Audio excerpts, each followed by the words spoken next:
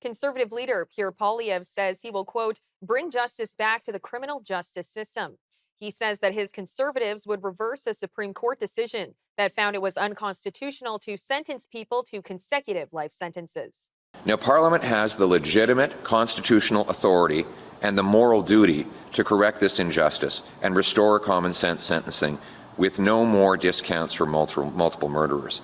Every life matters, and someone who takes multiple lives should be held accountable for each one.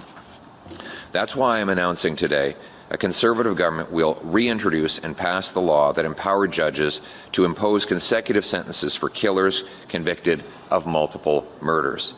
The worst mass murderers should never be allowed back on our streets. For them, a life sentence should mean what it says, a life sentence. They should only come out in a box. When asked by a reporter if he respects Supreme Court decisions, Mr. Poilievre said that the rights of Canadians, that which guarantees life, liberty, and security, is being violated by the Liberal policies currently being enforced. The answer is yes.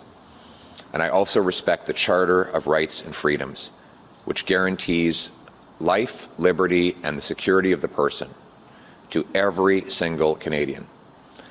That right has been trampled on by the Liberals' catch and release laws that have unleashed crime and chaos in our communities.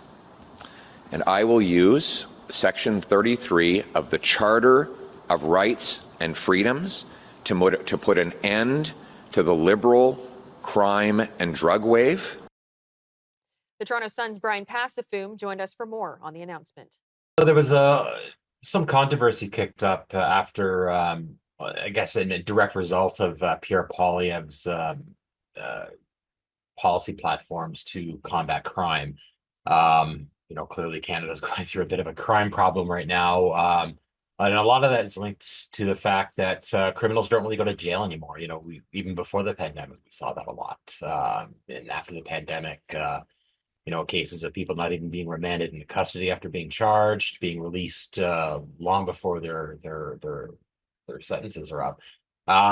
So one of the big issues that the Conservatives are pushing in this campaign is ending this recidivism, right? Ending this chronic crime problem, because the unique thing about Canada is that the majority of violent crime in a lot of cities is being perpetrated by a small number of people. So back during the Stephen Harper era, some policies were passed, some laws were passed, for example, mandatory minimums for certain crimes, for gun crimes, for drug trafficking, that would pretty much mandate that you have to do a certain amount of time mandated under law. Now, a lot of those laws were repealed. They were found to be unconstitutional. The Trudeau era the Trudeau era undid a lot of those Harper era laws. So when asked about it during his press conference the other day, Poilievre said he'd be invoking Section 33 of the the Charter of Rights and Freedoms, which is called the Notwithstanding clause, which is a tool that allows governments to impose laws, I guess, that would be considered to be unconstitutional or constitutionally questionable.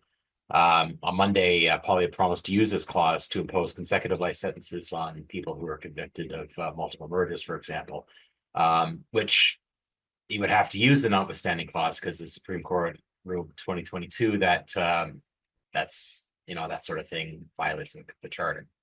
Kind of the big thing that people are pointing out is past precedent on this. For example, like I mentioned before, about how a lot of the Harper era laws were repealed by the Supreme Court.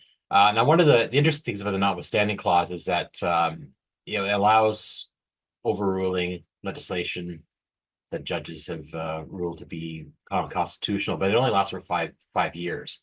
So if Poilievre were to successfully invoke this, it would essentially last the lifetime of his government, assuming his government would serve the full term.